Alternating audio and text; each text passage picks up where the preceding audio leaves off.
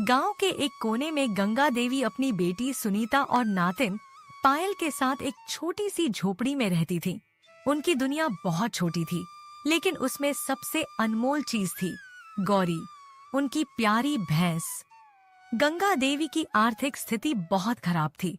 सुनीता दिन भर खेतों में मजदूरी करती, जबकि पायल पढ़ाई के साथ साथ घर का काम संभालती। गौरी का दूध गांव में बहुत प्रसिद्ध था। अरे गंगा देवी, तुम्हारी गौरी का दूध तो अमृत है।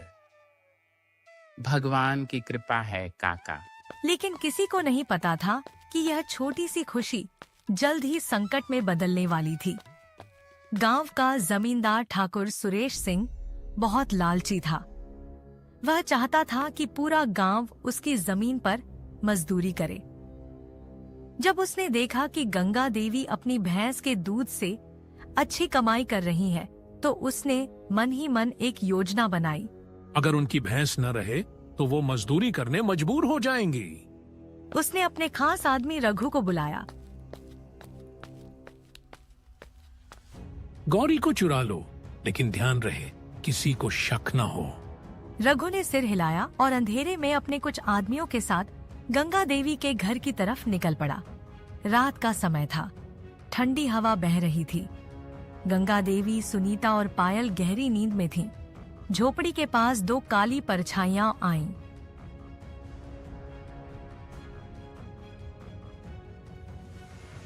जल्दी कर, रस्सी काट और भैंस को निकाल।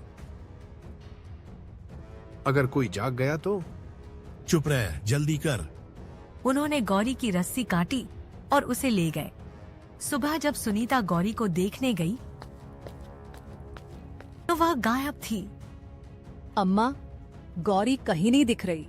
गंगा देवी और सुनीता ने आसपास खोजबीन की। माँ, देखो, ये गौरी के खुरों के निशान हैं। निशान जंगल की तरफ जा रहे थे। अभी जंगल में जाना खतरनाक है। सुना है कि वहाँ शेर आ गया है। शेर? गांव वालों के चेहरे पर डर दिखने लगा। रात को गांव में शेर के दहाड़ने की आवाज आई। गांव वाले डरे सहमे अपने घरों में दुबक गए। शेर अब गांव के करीब आ गया है। गंगा देवी और सुनीता की चिंता बढ़ गई। अगर गौरी जंगल में है तो उसे शेर से खतरा है।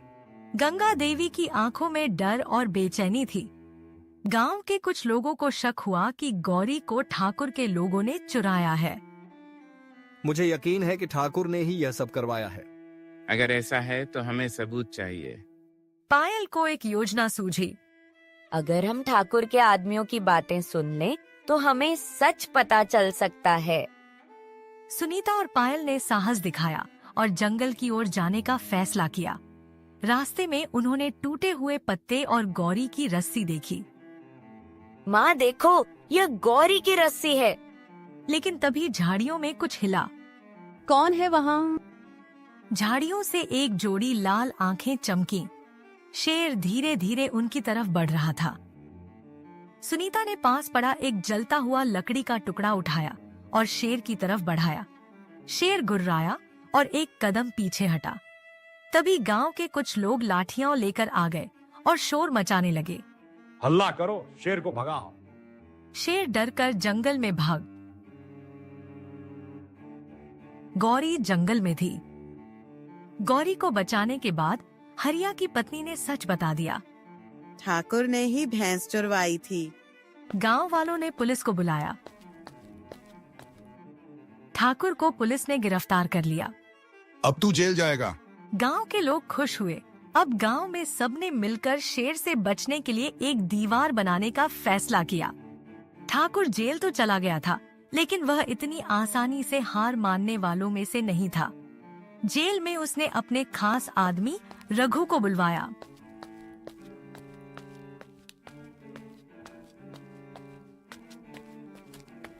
मुझे किसी भी हालत में इस गांव से बदला लेना है। हुक्म कीजिए मालिक। ठाकुर ने जेल में रहते हुए एक नया षड्यंत्र रच डाला। गांव में धीरे धीरे शांति लौट आई थी, लेकिन तभी एक दिन गांव में एक अफवाह फैली। गांव में शेर दोबारा आ गया है। रात को कई जगह मवेशियों के चीथड़े मिले। गांव के लोग डर गए। अब तो हमें कुछ करना ही होगा। पायल बहुत चतुर थी। उसे इस अचानक बढ़े हुए हमलों पर शक हुआ। शेर अब तक किसी इंसान पर हमला क्यों नहीं कर रहा? कहीं यह किसी की चाल तो नहीं है? उसने अपने दोस्त राजू के साथ जंगल में जाने का फैसला किया। जंगल में जाकर पायल और राजू ने कुछ अजीब निशान देखे। तभी उन्हें दो लोगों की फुसफुसाहट सुनाई दी। ठाकुर ने कहा था कि शेर को और उकसाओ। अगर गांव वाले डर जाएंगे तो ठाकुर की वापसी आसान हो जाएगी। पायल के होश उड़ गए। पायल ने गांव के लोगों को इकट्ठा किया और सबको सच्चाई बताई। ठाकुर जेल में रहकर भी हमें नुकसान पहुंचा रहा है। हमें इंस्पेक्टर को बताना होगा। गांव वालों ने पुलिस को सूचना दी। इंस्पेक्टर शर्मा ने ठाकुर से सख्ती से पूछताछ की। बोल ठाकुर, तेरी सच्चाई अब सबको पता चल चुकी है। ठाकुर झूठ बोलता रहा, लेकिन जब रघु पकड़ा गया तो उसने सब सच उगल दिया। हाँ, ये सब ठाकुर का ही प्लान था। ठाकुर का अपराध और बढ़ गया और अब वह लंबे समय तक जेल में ही रहेगा। ठाकुर की चाल नाकाम हो गई थी, लेकिन शेर अब भी गांव में था। एक रात जब गंगा देवी अपनी झोपड़ी में सो रही थीं, तभी भारी कदमों की आवाज आई। ये क्या आवाज है? गौरी बुरी तरह हिनहिना रही थी। तभी दरवाजे पर तीखी खरोंचें पड़ने लगी। गांव वालों ने शोर मचाया, लेकिन शेर अब गांव के अंदर आ गया था। गांव के लोगों ने मशालें और लाठियां उठा ली। हम सब एक साथ रहेंगे तो ये शेर कुछ नहीं कर सकता। गांव वालों ने चारों ओर से घेरा बनाया और शोर मचाना शुरू किया। शेर घबरा गया और धीरे धीरे जंगल की ओर भागने लगा। गांव के लोगों ने एक मजबूत बाड़ बनाने का फैसला किया ताकि शेर दोबारा न आ सके। अब ये गांव पहले से ज्यादा सुरक्षित रहेगा। गांव के लोग एकजुट होकर अपनी सुरक्षा का इंतजाम करने लगे। अब गांव में शांति लौट आई थी। गंगा देवी, सुनीता और पायल गौरी के साथ खुशहाल जीवन जीने लगे। ठाकुर जेल में था, लेकिन उसने हार नहीं मानी। वहां उसने जेल के ही एक बदमाश जग्गा से दोस्ती कर ली। मैं इस गांव से बदला लूंगा। मुझे ठाकुर ने अपने छिपे हुए पैसे जग्गा के भाई राजू डाकू तक भिजवा दिए। अब एक नया संकट गांव की तरफ बढ़ रहा था। गांव में शेर का आतंक कम हुआ ही था कि लोगों ने जंगल में कुछ अजीब हलचल देखी। अब यह कौन है? कोई अजनबी लोग जंगल में देखे गए हैं?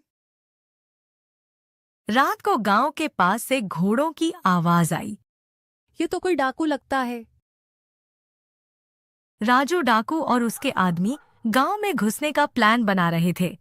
रात के अंधेरे में डाकुओं ने गांव पर हमला कर दिया। गांव के लोग अचानक चौंक गए। गांव वालों, ये ठाकुर का बदला है। गांव वाले डरे, लेकिन हार मानने वाले नहीं थे।